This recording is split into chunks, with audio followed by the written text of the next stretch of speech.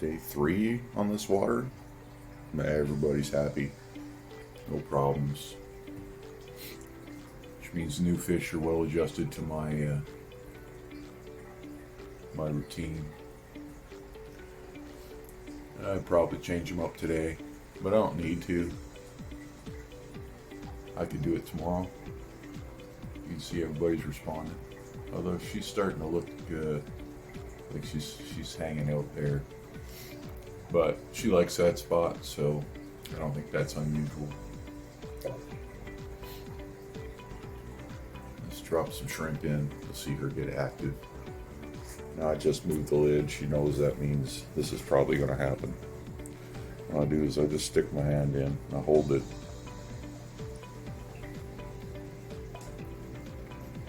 And she's already getting up in here.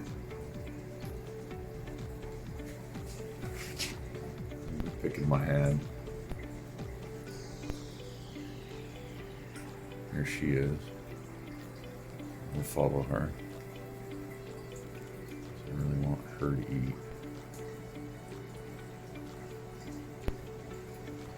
There she goes.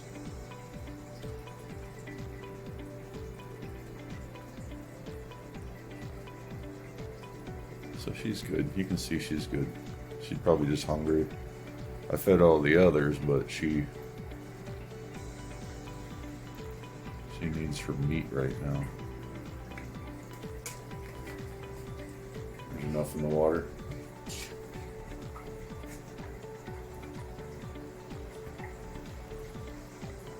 That'll perk her up, get some shrimp in her belly. It's probably her main weight gainer right now, that and the North Fin krill flakes. Aside from our live food,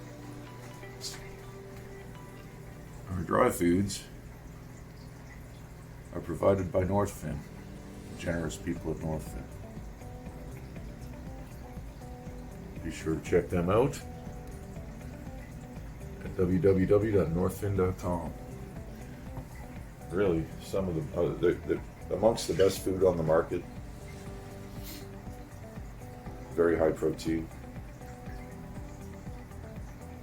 And she'll eat the krill flakes. She likes the krill flakes. Big Red's even started to eat the krill flakes, by the way. So we're making some progress there. Let's go have a look downstairs. And here we have the Oscars. 2 newly added parrotfish from the grow-out tank are doing just fine. I fed them a little earlier, so they're still looking for scraps. That's sort of the feeding area.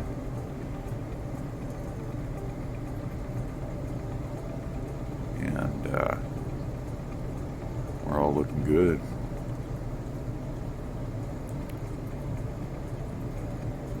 They just get in there with the silver dollars and sort of stick with them.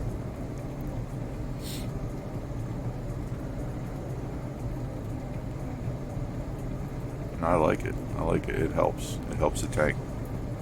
They're a nice bright color. I think it's a good addition. And they act like little corridoras. Can't put corys in here because they get eaten. But these parrotfish are basically doing the same job. They scavenge the ground in the same manner. So that's your corys for your Oscar tank is parrotfish. Ground, janitorial crew. So and they'll grow to be about the size of a baseball. So they're not even half grown right now. They'll be big and round like a baseball when they're done. Literally probably twice this size and way fatter. So they're going to fit in this tank really well. They just have to grow out. And they'll be bigger than the silver dollars eventually.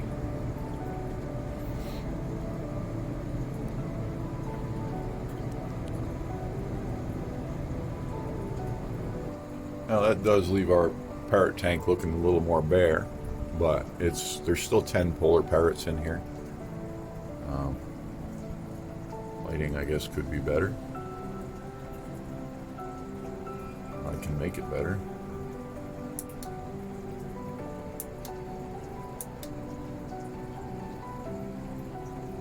There we go.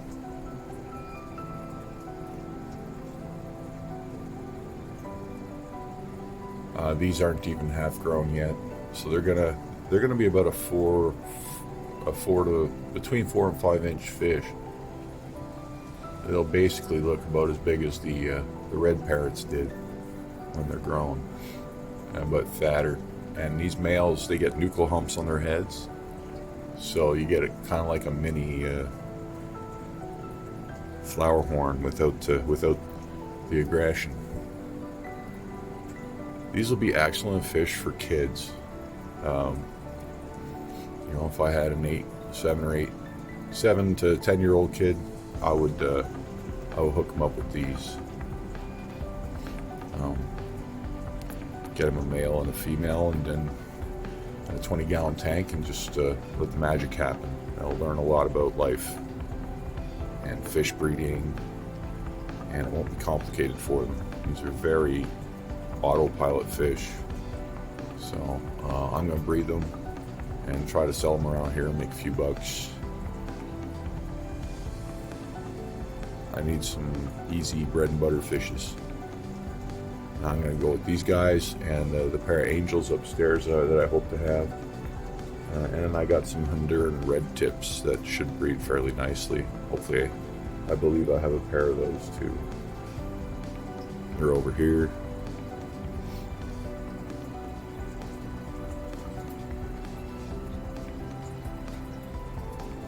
One's more colorful than the other. I'm hoping that means male and female, because a lot of times it does.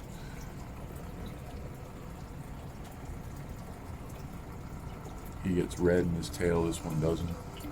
The males are meant to get the red in the tail.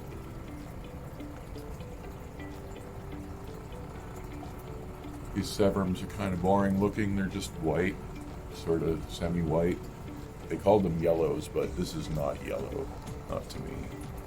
I've seen yellow, and yellow looks yellow.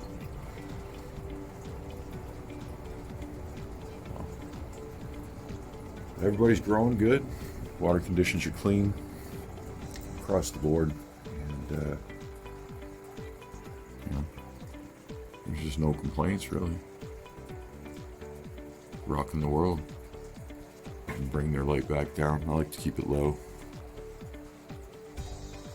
You don't have any algae problems. Although I think I'm just past that now. Oh yeah, the system down here has matured past the algae stage. Finally. It happened faster down here than it did upstairs, but upstairs I had to start from scratch. And this system all got pre-seeded media and stuff, so it came along. It still took months though. It took a few months. Certainly didn't take a year or anything like that to get this whole thing seasoned up. You got a large volume of water, you're looking about 6 months. And if things aren't settling out between, you know, if you don't start seeing the algae disappear and things start settling out between 4 and 6 months, then you need to start looking at your filtration and your approach. If you still got white cloudy water a year later, and yeah, maybe it's time to admit your pride against UV is a bad idea. I don't know why anybody would let their fish live in cloudy water when you can literally spend $20 and fix the problem and improve their health.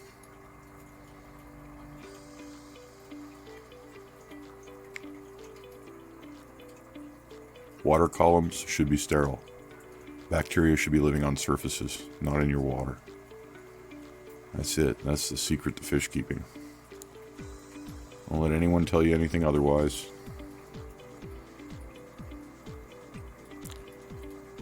You want to keep things simple. You want to spend less money.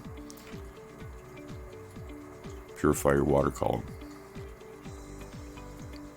It'll save you a fortune. And actually, it saves you work. You don't have to work as often. You want a lazy tank? This is it. Believe it or not.